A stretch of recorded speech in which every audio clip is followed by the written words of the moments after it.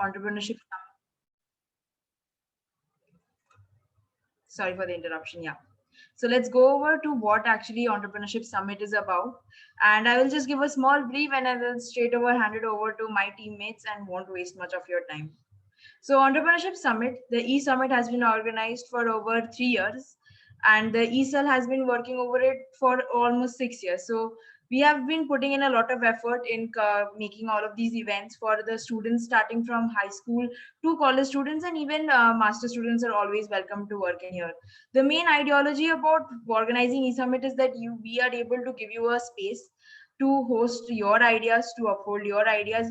It needn't be something very mature. We give you a space to inculcate it, to develop it, and to take it to a higher platform. And we definitely organize events through on which you get to do these things, but along with that, all the platforms over which these events are going to be hosted is created by all our in-house developers. So not only it gives you a place to participate but also a place to apply, which is one thing which we really value about the Entrepreneurship Summit, because every event that you will be participating this year in, starting from mock stock to the mock IPL auction, the auction windows, all of them are prepared by our developers in house, and even the event structures, everything is planned in house. So this is something that is very unique to it, because we take pride in putting in a lot of effort in building all of these events from the ground and hosting it for all of you, so that you get a fruitful time enjoying, participating as well as learning. So that is what Entrepreneurship Summit is mainly about. I think you've already seen the numbers, whatever it is. I won't go over that.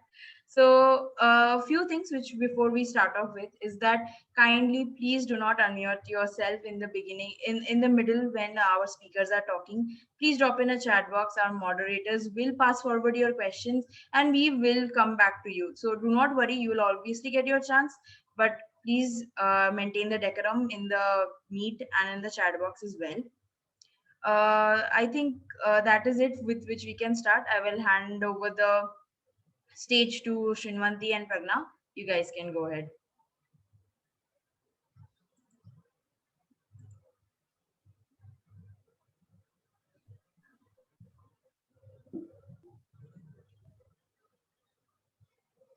A very good evening to everyone present here. Welcome to the first session of Inspiratalks, E-Summit'21. We are related to have Mr. Indranil Datta with us today. Indranil Datta is an alumnus of Jadavpur University, Department of Electrical Engineering, batch of 2008. And he was also the recipient of the prestigious University Blue for archery at Jadavpur University. Currently, he is manager at Accenture and a member of the judge committee for World Archery. He was also a referee for archery in the Tokyo Olympic Games 2020.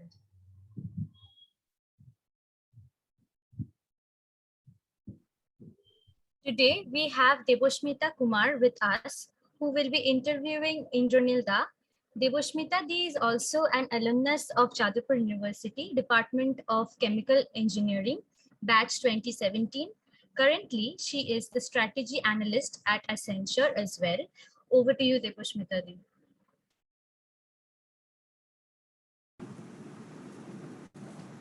Hi, welcome everyone. So it's an honor to be here, and when Srinvanti and Pragya reached out to me for this sort of an opportunity to interview Indranil Datta, it was a really exciting thing for me, and am really looking forward to speak to Indranil Datta for the first time. Although, like he is my senior in every way, not just an undergrad senior. Right now, a senior in from a career perspective as well. So nice to meet you, Indranil. If you could please turn on your video. Yep, I think I'm visible now. It should be visible now. Sorry for the background. I mean, it was my official background from the last Accenture call that we had. So that background stayed in Zoom. Sorry for that. No problem. It's really interesting. So, what could you just tell us a little bit about that background? It's not very visible. So we were, yeah, it's a digital. What should I say? It was a digital transformation project we were doing for a client in Thailand. So we were doing some training programs for the customer. and change management work for them. So we had, like, you can see, like Hogwarts theme, you have got 4 Yes. events over there and the schools over there. So that's how this theme came into picture. But yeah, I just kept, and I didn't realize that it was still there, so I just switched on and it came up. No, very cool. And we've all been there with the same background for Teams calls being transferred to other events also. But Yeah. yeah, extremely excited to see you. And I'm sure the feeling is the same for all of the students who are here today to attend this talk. I mean, if you could tell us a little bit about your journey, because, and by journey, what I mean is that from when I grew up, at least, everyone I saw around me was just into cricket or football, and archery was something that at least we came across at a very late stage, and like only through Olympics, to be honest. So how did you get connected to this sport in the first place? So, I mean, it's a very interesting thing. I mean, there's an interesting story actually on this. But before I go into the story, so I started archery at the age of 5 or 6, and my first national was at the age of 7 in '93. And I think I was the youngest archer at that point in time participating at the national. And my father actually was also involved with archery. Like, initially, he was the coach. Then he became a referee as well. So I'm following kind of his footsteps. And then he was also part of the International Federation. He has organized the Doha 2006 Asian Games, the 2010 Commonwealth Games. He was heading the organization from Sports of Archery. So runs in the blood, you can say, kind of. So I was open to seeing archery from a very young stage, and that's when I decided, like, maybe something we need to do. And that was like pretty much the guiding figure over here. The fun story, actually, on the other hand, that I was going to say is, we all are aware of something like the gotras and everything that we say in Hindu culture, right? The bloodline, we say. So me and my dad were actually very much intrigued by these things, and we said, like, let's find out about our gotras, and we found that we were actually the lineage of Parashuram, and that was like, that runs in the blood, and that defines like why we are so much intrigued and pulled towards archery, because there was someone high up back in there in the days who had done some good archery, and that just kept on going in the DNA. So yeah, that's a joke. That's a fun trivia that we have. But yeah, for me, it was like looking at my father when he was going for the travels tours, and I was like, archery is not that bad. It gets you to different countries. You get to see different places. So why not pick up a sport, and why not archery? So that's how I started on this career. Interesting. I mean, that's pretty much the response what I give for consulting also. It's not a bad career. Travel. But Actually, yeah. yes. If you're looking for travel sports, I think consulting and sports are very similar for that. If you're looking for travel, there's nothing that's going to take you to different places, different countries, meet different people, see their culture, get to know about how they function. And the biggest thing that I think is the cultural exchange, and like something which is accepted normally in US is something you can never do in Japan. So those are the things that fascinates me. So yeah. Interesting. And is there any example of this kind of like a cultural difference that you have seen? Oh yeah. Like, for example, you mentioned There are US many. and There Japan. are many, and something like uh, all of us being in college, something that intrigues us is, oh, we want to talk with this girl. We want to talk with this girl. So when I first went to Switzerland, and I saw people like hugging and kissing, and it was so normal. Like, if you're greeting them, you are like 3 pecks in the cheek, and I'm like, what? Like, I'm just looking at them, and they're coming towards me, and I'm like, no, no, no, no. But yeah, now I'm used to it. So now I'm like, when I'm traveling, and the best part is, then at one point of time you start realizing that when I'm in what should I say, when I'm in Switzerland or France, I will be hugging the people, I will be kissing people when I'm greeting them. But when I'm in Japan, I will be like bowing down and no touch, nothing. So you get to know about these cultures, and then you know you start adopting to those cultures according to the law of the land. Yeah, no, that's really interesting. So, I mean, given that the age of 5 is like it's extremely young to even fathom someone starting a sport at that age. I can't even remember anything from when I was 5, so let me not go there. The how did you balance everything? Because in a typical Bengali household, from what I understand, is that there's a huge focus on your studies. So how did you balance like a very thriving, this sort of a, I would say, career only from that stage? Because given the kind of trajectory that you've had, how did you balance these two things? It's the same household that I have. So there was always a fight between my mom and dad, like whether I'm going to study for the exams or whether I'm going to go to the. So there's Sports Authority of India where I had the play and pay access. So I used to go there to practice as well. So it was always a fight, like just before 1 week or 2 weeks before the exam, when the break was there, my dad will be like, okay, it's a Saturday and a Sunday, let's go to the ground and shoot some arrows. And my mom will be like, you have your exam in 1 week, how can you say about going to the practice? So that kind of thing always remains, but on an overall scenario, I mean, the balancing act is like, it's about choosing what you want to do in life and what you love. I think I loved archery that much where I was ready to sacrifice my personal, uh what should I say, my person, or not sacrifice, I mean, of course sacrifice is required, but along with sacrifice, devote my personal time towards archery. So when my friends had their birthday parties or there were some gathering in my family, I used to skip those and I used to shoot arrows at that point in time so that I could make up for the time I'm losing for my studies. So if you want to achieve excellence, I'm not saying that needs to come at the cost of or the expense of your studies, because studies are really important. And like you said, to reach that level, and I believe very strongly, like if you want to excel internationally in sports, you need to have a good background of education. And when I say education, you need to, I mean, let's be very honest, if you're talking about shooting an arrow or if you're talking about throwing a javelin, it's all about biomechanics. There's all about endurance, your physiology or your anatomy of your body that you need to understand. And without education, it's not possible to understand those. So you can't excel in sports by sacrificing your education.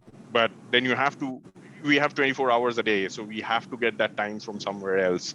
So I was trying to balance it by letting go of some of my personal happiness. And maybe at that point in time, I was not very happy doing that because my dad was forcing me to go to the sports arena and mom was forcing me to prepare for the studies. But now when I look back at it, I think the journey has been pretty nice. Is there anything like from your experience in archery that has sort of helped you build that mental fortitude towards balancing these two things? Oh, What are your yes. major takeaways from that? Oh, yes, absolutely. I mean, archery and rifle shooting. I mean, I know all and every sport needs concentration. You need to focus. But archery, if you see like shooting 70 meters an arrow, which is like from one end of the football field to the other, you are shooting a arrow which is flying at 250 miles an hour, and wind is there, rain is there. There's factors which are affecting it, and the size of the bullseye that you say, that's this much that we shoot at. So Oh my that kind God. of focus that you have to keep there, so it definitely helps you to learn how to concentrate, how to focus, and how to keep all your attention at that one small spot. So in life, it's all about how you keep on focusing on winning, and the rest just keeps on going. So that's something I have definitely learned from archery. Like, there will be distractions coming in, but it's up to you to choose where you want to keep your focus. That's a beautiful sentiment, and I feel like it's especially important for everyone who is here in the call because they're at this transition stage in their whole career where you need to understand the value of focus also. So I think like it's beautifully put. So coming back to like your entire academic trajectory only, I'm sure there must have been a point of time where you could have decided to sort of take this as a forward as your only career, right? Instead you went for engineering also. So what drove that choice?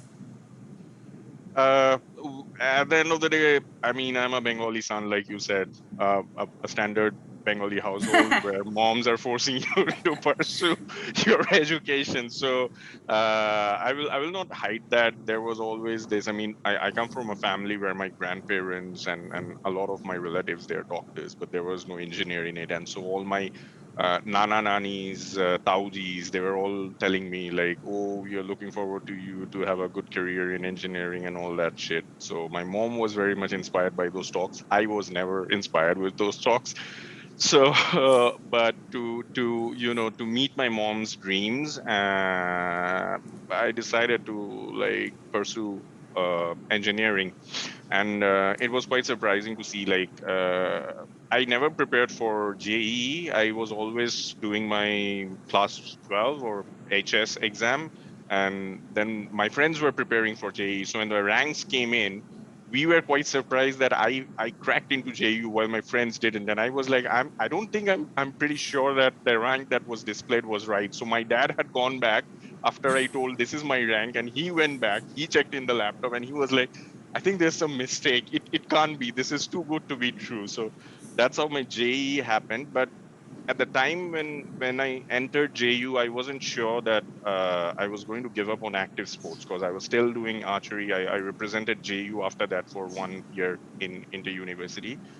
But once I entered JU, I know people say like, oh, you were in JU with engineering, so your life is set. You don't need to take that pressure, but at least you need to study a little bit. And then there are other events that happens which you want to do. So those things became so much time consuming that I was in a doubt, like, am I getting enough time to shoot arrows? And the answer was no, because if I'm looking to participate or take it as a full on career, the amount of time that I have to devote is around 12 to 14 hours a day, which was definitely not going to be the case in JU or after JU. So I had to take a conscious call at that point in time. And then it's funny that at that point in time we never had these kind of opportunities that exist today. Like you have sports management, you have Star Sports, ESPN, where program management is there in sports.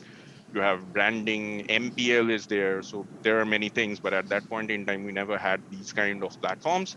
So the only option that I had was seeing my father being a referee in the previous decade. I was like, okay, that's not that bad an option because I at least get to stay with the sport. I get to go around the world as well. So that was also a pushing factor to go for the referee exam. And yeah, I think that's when I think somewhere in the end of second year or at the beginning of third year, I said like, let me try that out. And at that point, what happened was my dad was the head of organization of the 2006 Doha Asian Games. So he said like, why don't you come over and stay with me for a month and be a sports manager, results manager for archery during the Asian Games.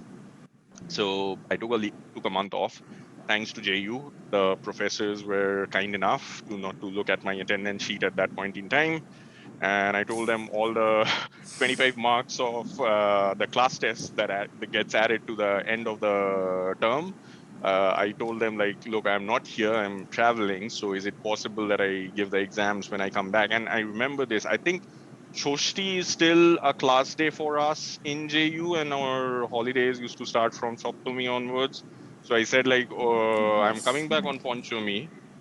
So Shoshti is going to be the day when I can give the exam. And he was like, are you sure? Because you are going to be the only student around and no one else is going to be present here. I was like, yeah, I don't care.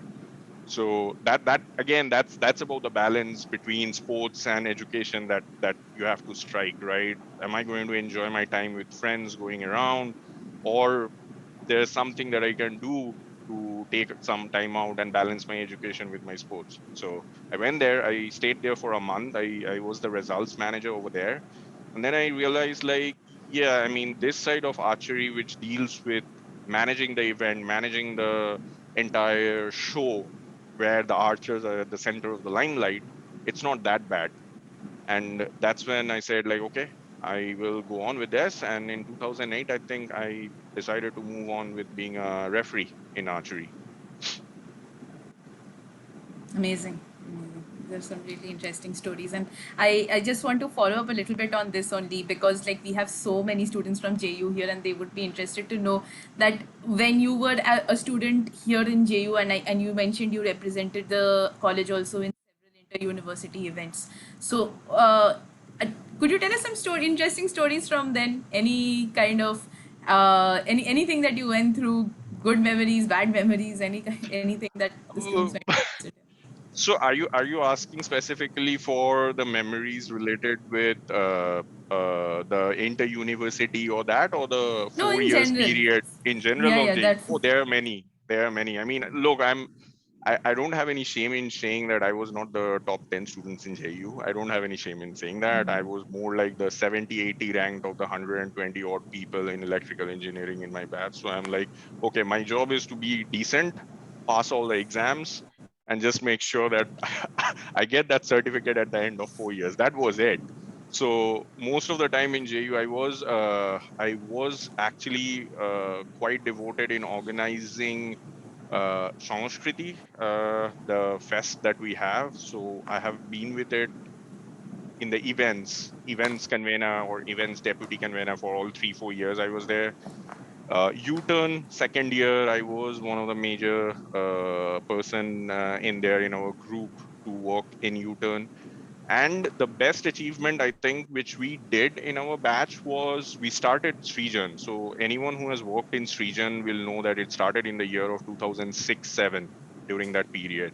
So we were always of the opinion that JU being an engineering college and all the engineering universities have got a tech fest except for JU. So we were of the opinion it should start. And so it was me, there was Shubho. Shubho was from mechanical engineering from class of 2009 or batch of 2009, my next year. So Shubho, me, and there was another guy. We started Srijan with like 2 or 3 campuses. I mean, colleges from Calcutta came down, but outside of Calcutta, I think we had someone coming from Bhubaneswar. We had someone coming from Allahabad. So there were 2 or 3 people to come to that first Srijan we did. So that is something I will always remember, uh, the memories of organizing something for the first time. And like, you have got people coming in, you don't have their accommodation sorted out, so you're running after the alumni association saying like, I need that accommodation in the alumni association for one day so that I can have these people stay there, and then telling them, look, you have to, I mean, those are double bed rooms which were there, and we said like, look, I can't do anything more than that. 4 people have to go in one room for tonight, sorry, but that's what you have to do. So those have been the memories. And like 10 p.m. at night, people saying, oh, we did not get food, and you were running around the campus with packets of rice and dal and whatnot, trying to ensure that people are fed. And of course, at the end of everything, that feeling of achievement and that feeling of unity and teamwork, when the last day of Shongoskriti, because Shongoskriti of the last thing, like, you have U-turn, you have Srijan, you have everything, and then finally you are having Shongoskriti, and the last day of Shongoskriti, I'm not sure if you guys have seen it or if you guys are still doing it. I mean, I know the university administration has changed a lot. We had that last day when we are done with OAT, everyone will sit on OAT and have dinner there. Like, it will be served by the students to the students. So that those memories are something, I mean, I will definitely like to go back to if given a chance with a time travel option. awesome.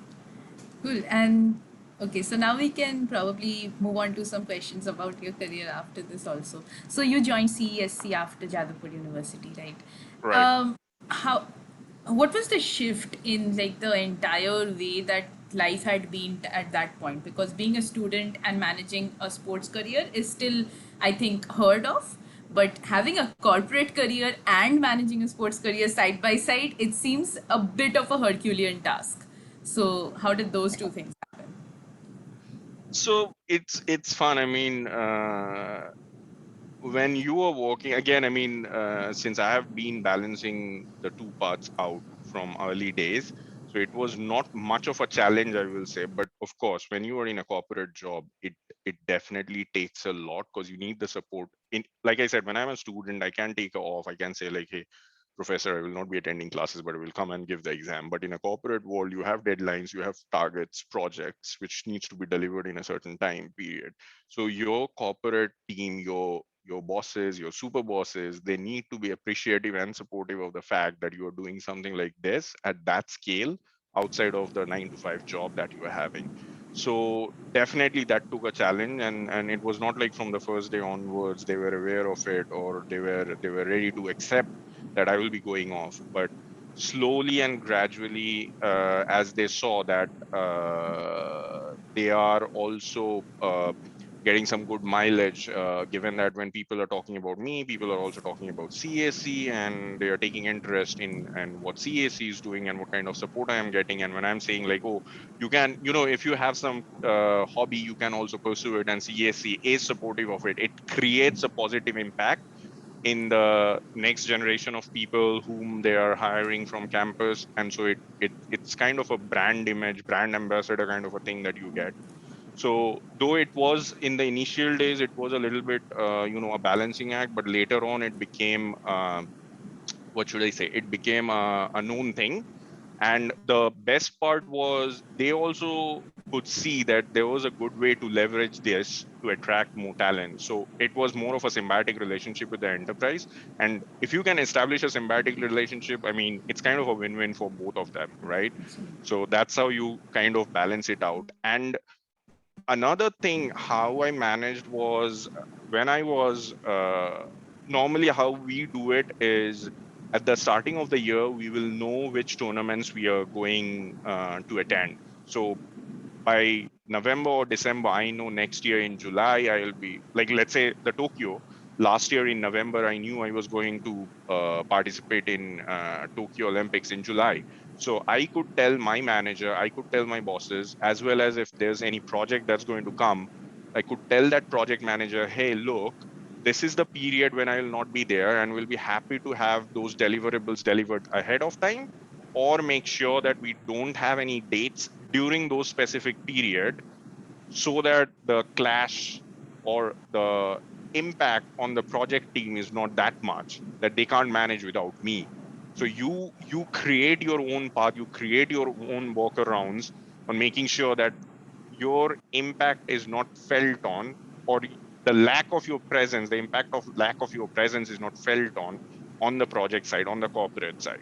So again, it comes down to how you balance both sides, right? Yes, it takes a lot to balance it, but then again, if you love it by your heart, you will definitely manage and find a road or find a way to do it. Again, wonderful, wonderful sentiment to share with our audience today. And absolutely, I think in any kind of a situation, discipline is what drives you through, and whether it's discipline in your corporate career, to manage it with another one is perfectly possible. But like you said, you had a pretty symbiotic relationship with CSC, from what I understand. Then when did that decision of doing an MBA come in, or rather, why did that come in? Oh, uh, um, that's interesting. I think most of us who are there on the call will say like, "Oh, I want to do an MBA right after college," but no, it was not like that for me. That I wanted to do an MBA right after college. It goes a little bit deeper in your thought process when you ask me, because for me the concept of MBA has always been like business administration. So before knowing how a business administration works, I always wanted to know what a business is. So I knew from day one. I didn't knew that I was going to work for CAC or any other power company, or I didn't even know that which industry I was going to work in.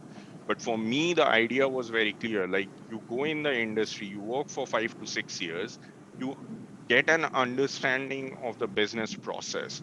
Once you have that, then it makes sense going into doing an MBA, because by that time you are a mid-level career professional. You have seen different aspects of the business, let's say from your supply chain to your operations to your project management, your program management, those different aspects of it.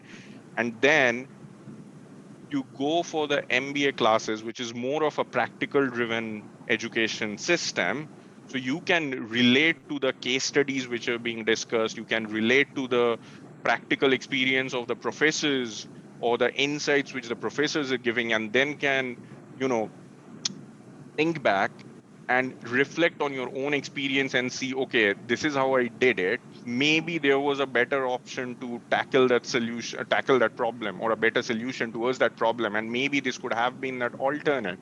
So I'm not saying whether this is the right approach towards right outlook towards the approach of MBA. I'm not saying whether this is right or not, but this was my approach towards MBA. So I knew that I was going to do an MBA, but it was not right after college. It was going to be 5 to 6 years after I have been in the industry. And hence, when I went for MBA, you can see, I mean, I had nearly about 7 years of work ex before going for my MBA. And then comes that decision, like when you are going after 7 years, do you go for the normal CAT and go for the 2 year course, which is like filled with freshers or people who are just coming out of college with a 1 year experience or 2 year work ex, or do you choose a college which is more centered around experience, more centered around um,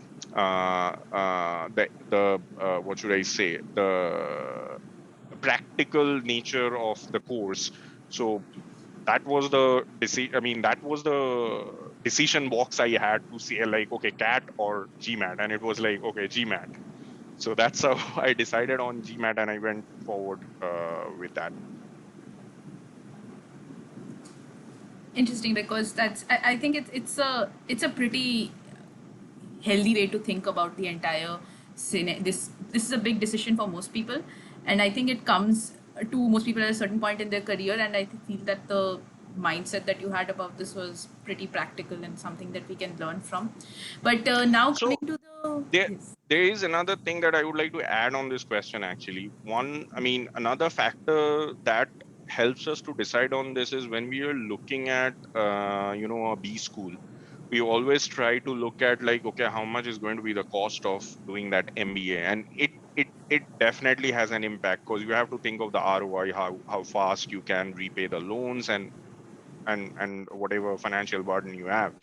But I will always say, or I will always suggest this, like when you are thinking of repayment of loans or the ROIs bit, we have a very short term vision, and we end up saying, like, okay, I can repay. I mean, I will have a great salary, like 4x, 5x salary within 1 year, and then I repay it.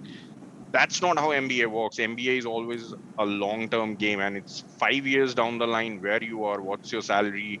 That's going to decide, like, whether your MBA has paid off or not. It's not going to be a short term game. So again, I mean, if you are asking me or telling me about an MBA, MBA is a very complex decision, which is not just about, like, like your experience and that, but it's also about, like, how your network is spreading out. Because after 5 years, your network is the one that's going to get you jobs. It's not going to be interviews, but you're knowing people and the relationship you share with those people, which is going to ensure that you are going to grow up that corporate ladder. So an MBA comes with a multifaceted of things. So it's not just going to be like, oh, okay, I'm out of college, I need to do an MBA, or okay, I'm stuck at my work, 2 years have gone by, I need to do an MBA, let's go for that. It's always, you have to put a lot of thought in deciding whether it's right for you to go for an MBA, or whether you have to go for a domestic MBA or an international MBA, and whether it's going to be a 2 year course or a 1 year course. It's a bit complex than putting it that simply forward. That's what I think. No, absolutely. And I wish someone had told me this 4 years back when I did my MBA, because for me, the situation was more like a coin toss decision. So I am extremely glad that everyone who is in the call today is getting to know this. And I feel like it's extremely important to keep these parameters in mind. But just moving on to something that is actually the most interesting question for everyone in this call today is about your experience in the Tokyo Olympics this year. So, I mean, in general, what was the feeling like? Because it's something of massive prestige to achieve what you have. So, how do you feel? What was the entire journey like, from getting to know to experience it and to coming back, the whole story? What if you had to just summarize it for us? It's difficult to summarize it, because I always say, like, there are three words I always use. Like, it was mesmerizing, it was exhilarating, and it was stressful. So normally people agree with the first two, and then they say, why the last one? And I always say, like, you see two people fighting out for the gold. I mean, I got the gold medal match for women. That was the final. That's like the biggest stage for us that we can referee or judge at.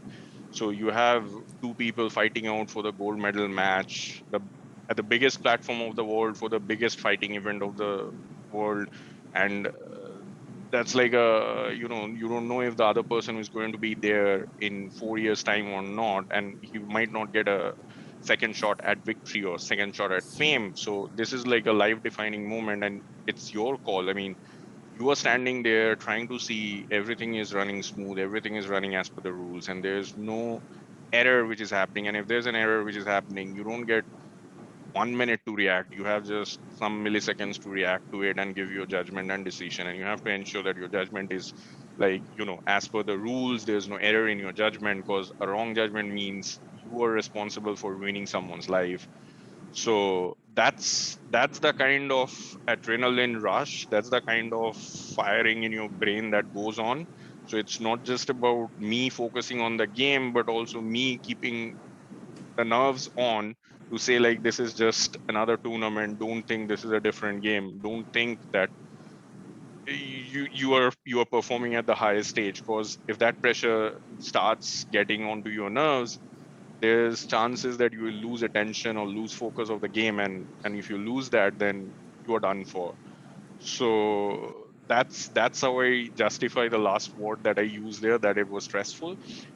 But that's the final level of it. But given the overall journey, uh, I don't have words to describe the overall journey like that. I mean, it's hard work that I have put in. It has definitely paid back, but even when you have worked hard, there are a lot of people, they don't get to go to the Olympics after their whole life.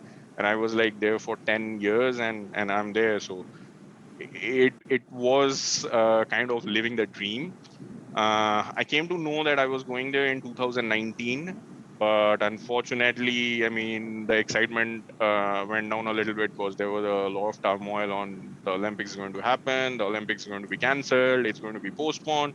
So 1 year was quite restless for all of us, the archers, the athletes, the referees, the organizers, everyone. But finally it happened. And I know there were a lot of negative publicity around the Olympics, like, oh, there's going to be COVID scare, there's going to be this, that. I definitely give this to Japan. The amount of preparation they have shown, the amount of effort they have put in, and the way, the smoothness by which they have pulled this thing out, it's only Japan who can do it. No other country in the world, not even the US or not even the UK or the Russia, can do this. Like, the moment we landed at the airport, the there were 15 stations we had to, I mean, we call it stations, you can call it touch points. So there were 15 touch points or stations we had to go through, get our accreditations live, and being able to get tested, make sure we are allowed to visit all the stations that we were required to, and everything. Every step there's a QR code, and everything is digital. You have a QR code that was generated before I went or boarded the flight for Japan. I showed that QR code, they scanned it, they handed me the documents, or they handed me the things that I was required for that station. They said, like, okay, move on, there's the direction. Hassle free, like 1 hour 15 minutes I was out of the airport. And it was like the fastest move out. Like, normally we are told by the IOC, or the International Olympic Committee, have patience. It's going to take you around 3 hours to 4 hours when you are moving out of the airport. Like, this entire process, they did it in hour and 15 minutes. So that's the kind of efficiency. And we know Japan is known for their systematic workflows and Kaizen and success and all that thing. They put everything into place. And actually, I mean, I mean, this is the entrepreneurship that we are talking about. So if you want to really look at things they have done from an entrepreneurship standpoint, they had uh, autonomous vehicles, like driverless cars throughout the Olympic Village, transporting athletes from one location to the other. It was tested completely successful in the Olympic Village.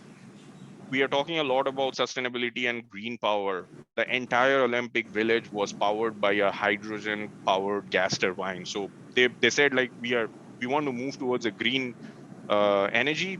We are going to make a statement in the Olympics itself. All the medals which are there, I know there has been some disputes about the medals, like flakes coming off the gold plates of Chinese athletes and all that thing. But 5,000 medals made out of recycled elements like recycled gold, silver, and copper, no one could ever think of having sustainability at that level was possible. There was a scene, I'm not sure how many of you have seen the opening ceremony of Olympics. There was a scene like yesterday, the drones regulation in India came in, like they have opened up drones for a lot of things. In the Olympics opening ceremony, the entire, I will not say the entire, but one of the key features was 1,800 drones flying in simultaneous formation and forming the picture of Earth floating over the Olympic Stadium. And they were synchronized to represent different countries, different continents at different times. So you are talking about entrepreneurship in sports. Here you go. They just showed it like what can be done if you have that vision. So I mean, my journey has been experienced, but that experience has been magnified by what Japan promised and what Japan delivered even in the time of this pandemic.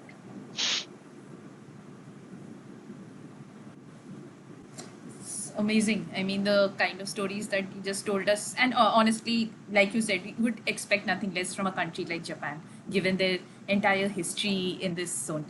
But actually, this was a pretty landmark year for India also in the Olympics, given like the number of medals that came through and our entire performance in many sports. But overall, how do you think that whole sports mindset and sports infrastructure has been changing in India over the years?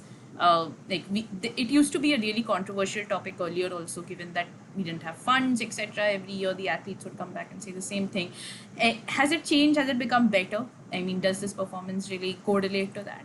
Or I think yes. And I think, I mean, when we are talking about the funds and the investment perspective, like if I'm looking at standing today, like Paralympics is closing today and we have the highest haul of medals. Like you sum up all the Paralympics which has happened till 2016, our medal tally in Paralympics in 2020 is more than all of them total together. So definitely, I think funds have come together. And this is not just for the Paralympics, this is also true for the Olympics as well that has happened. Funds, yes, there has been initially, I mean, in the 2000s, in the mid 2000s, late 2000s, if I look at that, there were too many complaints about it. But from 2010 onwards, I mean, for the last decade, I will say the government has taken a lot of initiative, a lot of money has been spent. And now, if you look at it, the entire team of shooters were training in Czech Republic for quite a number of months before traveling to Tokyo. And it was said like you don't need to come back even to India because then there are the isolation rules and all that. So funds were accumulated, funds were sent across, and ad hoc decisions were taken. So money is free flowing at this point in time from a spend perspective. Our wrestlers have been training abroad. Archers have been there. So I know there was a point when we did not have the money or did not have the mindset, but given the current time, the government has been taking a lot of initiatives to make sure that the funds reaches the athletes and they are properly channelized. Outside of that, there has been different non-profit organizations like Olympic Gold Quest, like the General Sports Foundation. There is the Prakash Parukon Sports Foundation, which supports badminton players, Gopi Chand Sports Academy. There has been many non-government, non-profit organizations which has been coming up and which has been supporting athletes outside of the spend that was being done by that was being done by the federations. So there are many avenues, many channels by which the athletes are being supported at this point in time. And this is not just for this Olympics. This has started, like I said, like early 2010 in the early period of the last decade. And it has been going on since then. I mean, the ecosystem has grown exponentially from 2015, 2016, mid of the decade, I will say. And I feel like we could not have even thought of our para athletes getting this amount of attention or this amount of support for the previous Olympics that we are seeing this time.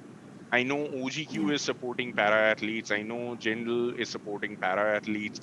TOPS, which is the Target Olympic Podium, initially, which was started by the government and Sports Authority of India, it was selecting only athletes for Olympic program. But for the last couple of years, I know they have been choosing para athletes under the TOPS program as well.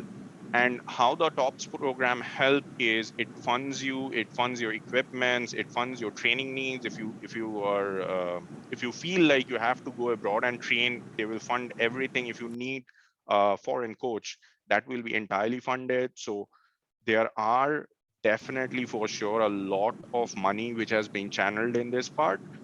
Now the question comes then, why are our athletes not doing like UK, US, Russia, or countries like that? And that reason is, if you look at UK or US or Russia, they have or China for the matter of fact, they have a proper structured development program which has been tried and tested and improved over the years, fine-tuned for that specific culture, for that specific geography over the years. And now the result that you are seeing is an outcome of that project. We have just started. I mean, I know we have been a sporting nation since before Christ times, and we have been playing javelin throws and archery, which has been like historically from India.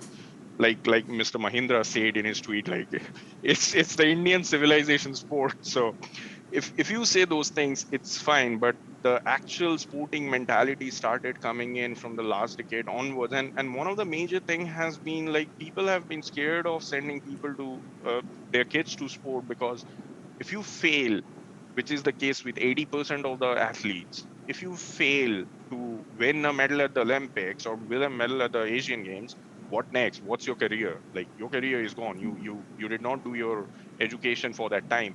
And that's why I was saying, like, right now there are so many platforms, so many alternatives. Sports management is there, MPL, the new brands or new platforms which are coming up.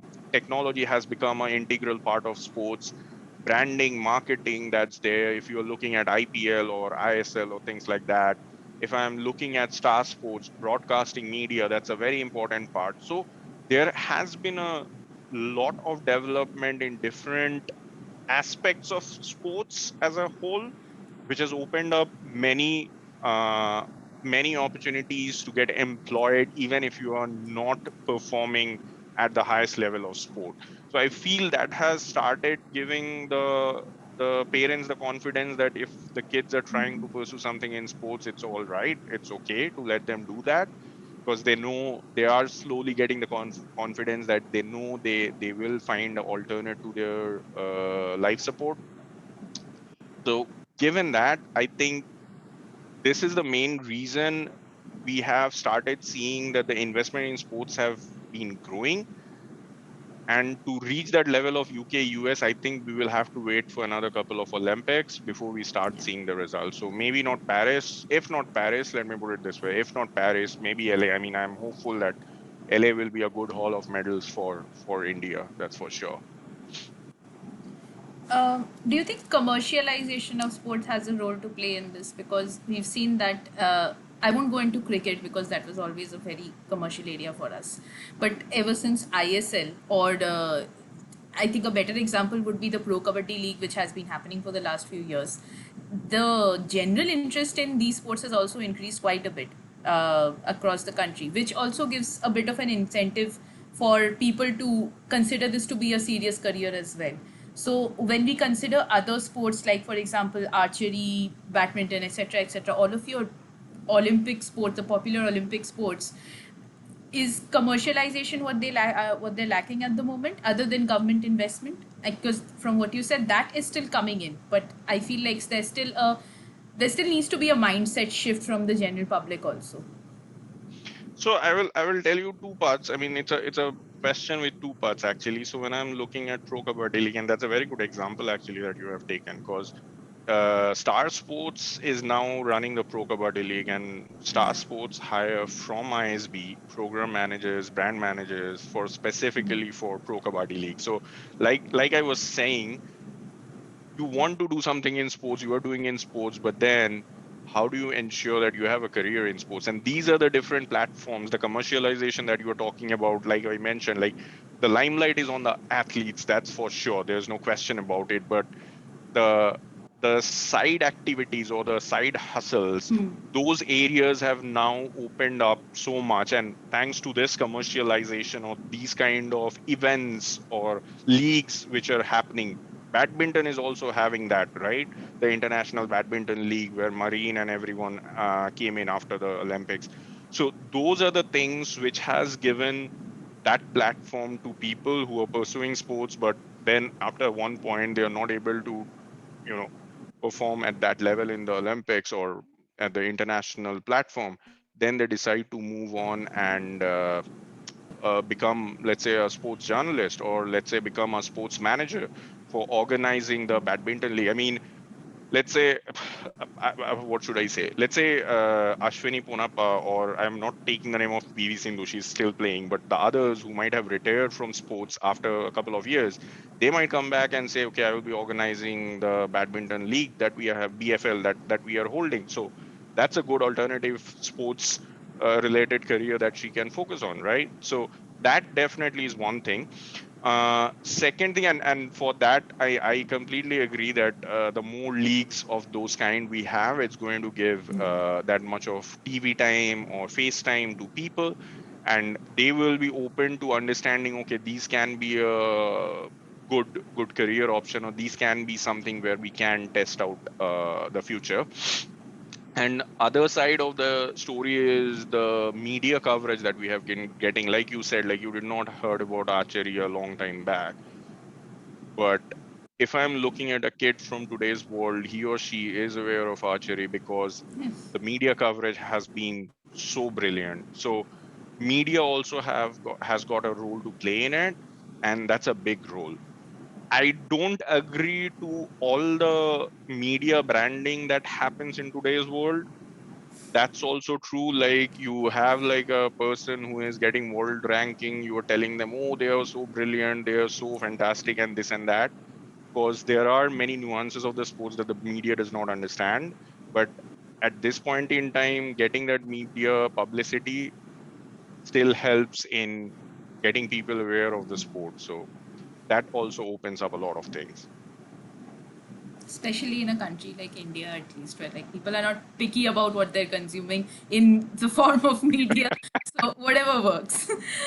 So Very I true. mean, thank you so much for sharing. So I mean, these are exceptionally insightful thoughts that you have shared, and I'm pretty sure we wouldn't have gotten to know about this from any other source. But in terms of coming back to your story, your journey, what's next for you? What plans do you have next? In how are you planning to continue your biography after this? I always say this to my friends. I used to say this to my friends. I mean, my dad went to the 2000 Sydney Olympics, and that was the time when I decided that if my father has been in the Olympics, I need to be I need to be at the Olympics as well. I can't settle for something less. So the target was set at that point in time, but I did not think that I will achieve it by 35. Now that gives the problematic statement to me, like if you achieve your goal by 35, then either your goal was not that strong enough, or you don't know yourself that well. So I think the next possible outcome will be to shift the goal further, the move the goalpost further away, so I can take some more time to pursue it. Right now looking at maybe establishing my legacy of doing 3 Olympics at a time. So 2020 Tokyo, 2024 Paris, I think hopefully that's for sure. And then maybe 2028 LA. I don't know. I will see to that. But right now my Fingers target crossed. is making making sure that I get a seat in 2024. So how it happens is in the uh, we in the commission, the group of referees who are going for archery, there is one person who is the chair person, and then you have the rest of the referees under him. So like a hierarchy structure. So this time the chair was from Great Britain, I was just a referee. My target will be in next one to become the chair of the referee, so I can have people down under me to push them around. that that's that's an interesting goal actually, and it totally makes sense because for us it's like if Olympic has already happened, then what's the next goal? It means very hard for us to fathom that there can be something higher than this also. But I mean, thank you so much for giving us this time, this precious hour, and sharing all your experience, your journey, your learnings with us. I think there are a few questions that our young students also want to ask you, and they've just sent me a few questions in the chat. I'll just bring those up once. Sure. So, the first thing they want to know is if you have any sort of advice for students their age, how do you, and primarily how do you convince your family to understand your career choices? If suppose your parents are saying you do engineering but no, you want to do something else, how do you convince your parents that no, you want to do something different? Uh, my suggestion in those areas is like have a bargain, strike a bargain. Like, okay, look again, like I said, like I never gave up on my sports when I was doing my engineering. Rather, during that period, I figured out actually what I want to do in sports or how I want to go ahead with this, right? So I will not say to stop your education and have a bargain like, okay, I will not study anymore and I will be just throwing javelins or shooting arrows and then we will see where it goes. It doesn't happen like that. But the point of striking bargain will be like, tell them, give me 2 years time or give me 3 years time. I'm not saying I'm going to stop my education. I will keep on with my education. But during this 3 years period, I am also going to look for opportunities in sports. Maybe I'm a computer engineer who is studying computer science in JU. My parents want me to get a job, but my bargain with them will be I will get a job, but I will not get a job from campus. I will look for people. We have a huge alumni base, so I will try to get connected with my alumni and see who is working in Star Sports. Star Sports is doing a absolutely brilliant work, I know, in developing different immersive technologies that can give a different angle to sports. Now that might be cricket, that might be pro kabaddi league that you were saying, it can be anything. But for you, it's more about the technology and using that technology to grow the sport. So if you like sport, try to figure out which specific domain in sport you want to work in. And once you have figured that out, then try to grow in that area. And like I said, like ask your parents, like, okay, give me 3 years time. That's the bargain I'm striking with you. If I see that within 3 years time I am not able to build any proper fruitful career in sports, which might not be active sport, which can be something I love and something I'm connected with, I will move on and choose a job that you want me to join. Simple. So that gives you time to go around figuring out what you want to do. But remember one thing. I mean, now when I'm working at this level in sports, I realized one thing, and also I am part of the International Olympic Committee. I mean, I'm part of the body, international body. So we are managing the federations as well. One thing I realized is as you move and make what you love, your profession, the fun element will slowly keep moving out of it. I mean, I know people say if you make what you love your profession, then you will not have boredom in your life and all that. My personal experience, I don't know about the person who said about this, but my personal experience has been it never is that. It's always good, given the kind of stressful environment we survive in and given the kind of corporate environment we work in, it's always good to keep two things separate. So if you are planning to have this kind of a journey in front of you, one, be ready to accept the fact that you are going to slowly miss the love factor of the sport. I sometimes do miss actually the love factor of the sport. And two, you are you are slowly moving into becoming a professional sports person. When I say professional sports person, I'm not saying someone who is living off uh, being an active athlete, but someone who is living out of the sports industry. So that's a shift that you are willingly taking. So that's very important to keep it in your minds. Okay, thank you.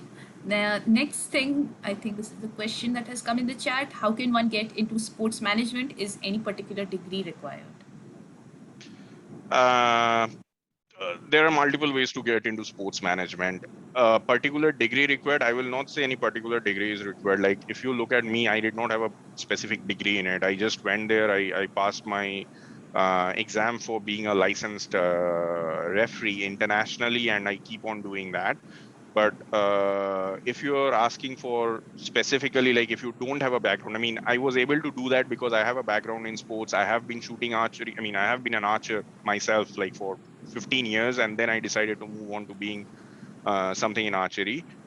If you don't have a background in a specific sport, but you want to get involved in it, there are many institutes. In India, the number of institutes are less, but in US, UK, Switzerland, there are many institutes who are offering sports management degrees, 1-year courses, and then you get the internships there as well.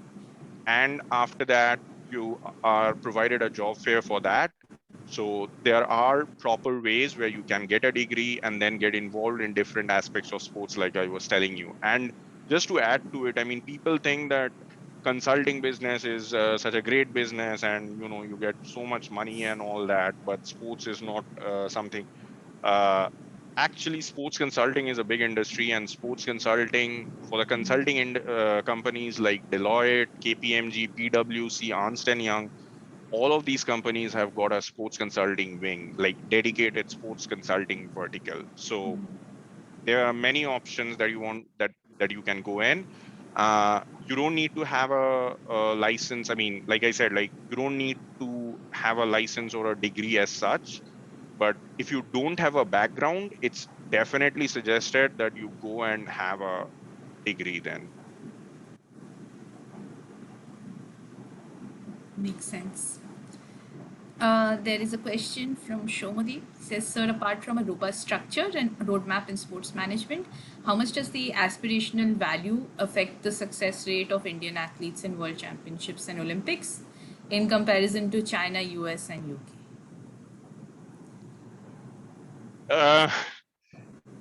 When you say an aspirational value, the aspiration of winning an Olympic gold, I mean, let's focus on Olympics, because world championship, World Cups, they are very different when you are comparing them with the Olympics. I mean, Olympics is something which is totally different. It's an entirely separate stage. I mean, I used to think like, let's say Olympics is just another tournament, but once I have attended the Olympics, now I know, because of the magnanimity of it, like Olympics is something you can't compare anything with that. So why, as Indians, the aspirational thing changes? And aspiration, as you know, it's not of a nation, but aspiration is something that specific archer has, or the specific athlete has, right?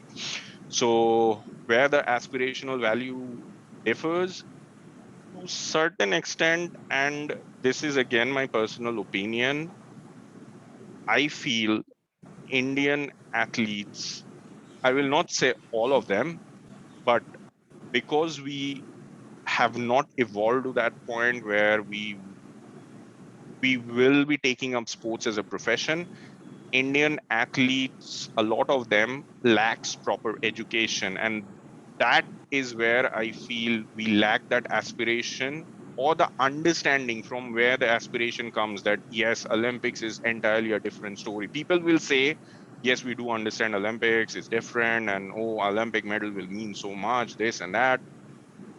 But saying, I mean, the difference between China, Russia, US, and Indian athletes is believing that, yes, it means that much to me. It's not just a tournament where I'm going and shooting arrows or shooting bullets and coming back, but yes, it means that much to me. And if you look at the athletes who have won medals in Olympics, starting from Avinav Bindra, PV Sindhu, Saina Nehwal, Mary Kom, Neeraj Chopra, it was their aspiration. It was deep seated in their dreams. It was not something which was like, oh yeah, I'm going there and I'm doing it and I'm coming back. I don't know how many of you have read about Avinav Bindra's this thing. Like he used to complain like his shoes were 1 millimeter less in height than what it should be. And when you say aspiration, these are the kind of things that drives your aspiration. Like I know exactly what I want to win that gold. And that's where I feel like though our athletes say like they understand, somewhere majority of the athletes fail to believe in that from within. So that's my take. Again, I mean, like I said, like I'm not going to justify or criticize anyone, but that's my take on it. And I feel like we need to see how we can make a robust structure of education, uh, combining with sports and making people understand what values are, what inspirations are in reality. Makes sense. Another person has asked that given that you have been able to balance so many careers altogether, can you give them some tips on this, how to do this balancing act, how to do time management more precisely? One thing is sleep on time. You need rest, because when you are doing so many things in life, you will get stressed, you will get burnt out. So make sure you have your breaks and you sleep on, I mean, I will not say time, but sleep for the adequate amount that you require. But jokes apart, something you need to decide is, like I mentioned at the beginning, what you love, how much are you ready to sacrifice. And without sacrifice, I mean, I like the people like Mr. Kalam, Roger Federer. I know they are from diverse aspects of life when you are looking at it, but when I read about their quotes and their biographies and everything, the best thing I like is everyone highlights couple of things in common, and couple of them are discipline, sacrifice, and all that thing. So I believe if you want to be successful and if you want to achieve success in multiple domains, you will have to choose or pick and choose and sacrifice some things. For me, it was about sacrificing. I mean, when I was a kid, it was about sacrificing my time with my family or sacrificing my time with my friends on their birthday parties. Now, when I'm in corporate, it's about sacrificing my leaves. Like the leaves I get, I use my leaves for traveling for tournaments and doing archery competitions around the world. So I take that to not spend my time going around enjoying vacationing, loading around. So how you want to balance it, you have to have a priority list of your aspirations. You have to have a priority list of what you want, and what are the things in life that you are ready to let go of, and then put 1, 2, 3, 4 alongside that, and then you have 24 hours a day. So weightage ratio, you guys are all good in engineering maths, so you can do that. Again, like something that has come out throughout this entire conversation is the importance of discipline and focus, and of course being able to prioritize. And I I think just want to say this, that you guys are doing, I mean, this is from a entrepreneurship perspective, right? And being successful in entrepreneurship side, I know people say like, oh, it's chaos, you have so many things going on, you have so many things happening. But entrepreneurship is actually, when you look deep down inside, it's all about how disciplined you are in managing multiple things, how motivated you are to make sure you achieve the success, and how efficiently are you managing your time across the critical solutions or the critical problems to solutioning those problems, and deciding what are those things higher in priority and lower in priority, and shelving the lower ones until they become something that can't be handled. So it's very similar. I mean, it's not just about sports or work, but it's, even if you're looking at entrepreneurship or life in general, I think these are the basic things that helps you to succeed. absolutely. I think he ended with a last question, which is an interesting one, at least from my perspective. And someone is asking that do you think that the format of the Olympics is probably not the best to evaluate the best athlete because it's a knockout event, and even the best athlete can have like an off day and be knocked out on that day? Interesting question. So, I mean, I know some of you are not aware of the history of Olympics. So when we started off in the Olympics, the initial format was not knockout. This system that you are seeing today has evolved over time, and the system which is going on now is the system which came in 2012. Knockout was introduced, if I'm not much mistaken, in 1992, and then in 1996 things started changing. So the way you are putting that question is, so is it good to go back to the 1988 eras or 1984 eras when there was no knockout in Olympics? My suggestion is no. And the reason for that is, in today's world, we have to have viewership, we have to have media, we have to have sponsors, because those are the things which are pumping in the money. Those are the things which are providing the stage for the athletes, right? So if we go back to that, think about it. You don't have any knockout, you don't have any pulse rushing high, because that's the last arrow where you are deciding on whether you are going to win the gold, or you are losing out on the silver or the bronze, or you are getting knocked out of the entire tournament. That's not there. People are shooting arrows for 5 days and a go, and then you have a winner. It's boring for spectators to watch. And in today's world where everything is based on media, everything is based on sponsorship and advertisements and TRPs, we can't afford to go back to that end. Said that, I know when you are saying that question, like it's not fair for people who are getting knocked out because of one bad day or one bad game, but then that's why Olympics is so special. Like, you have to wait for 4 years to make sure you don't have that bad day on that specific day. You can have a bad day before that, you can have a bad day after that, and that's where you can't have or can't afford to have a bad day. And believe me, it's science. It's not like something which happens out of the blue. This is another aspect why I was saying, like, so many new fields are opening up. You have biomechanists, you have doctors, you have psychologists or psychiatrists, you have physiotherapists. There's an entire team which works to ensure that that athlete does not have a bad day on that specific day. We don't get to see it. That's a good career proposition as well. You are paid well amount of money. I know that because I know the salary of some of those people who are working with the India team. But again, this opens up different work areas that you are talking about. But going back, I don't think personally that's good for media, because we are trying. I mean, look at cricket. We talk about cricket. Look at cricket. From test, it came to one day, and now even one day is getting boring, and people are moving to T20s and shorter formats, 10 over cricket. So that tells, like, our attention span is decreasing, and that's also is one of the reason why sports is evolving so much.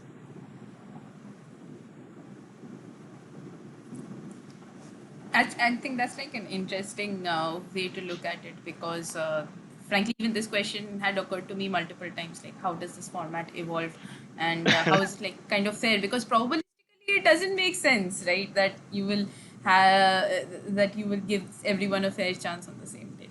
But I mean, Indranil, thank you so much for giving us so much time and answering so many varied questions. I will just hand it over to Srinunti and Progga right now to just if they could share their thoughts at the end of this.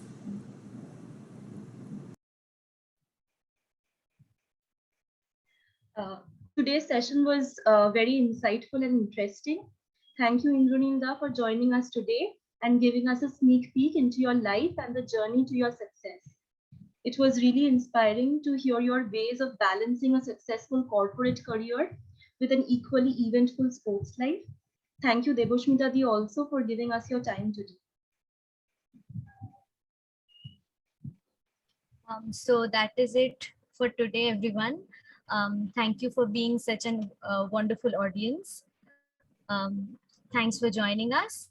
Meet you all again on 11th September 2021 at 6 p.m. sharp. Aman Dhattarwal will be joining us. Be there. Thank you and have a great Sunday. Thank you. Thanks, everyone. Thank you, everyone.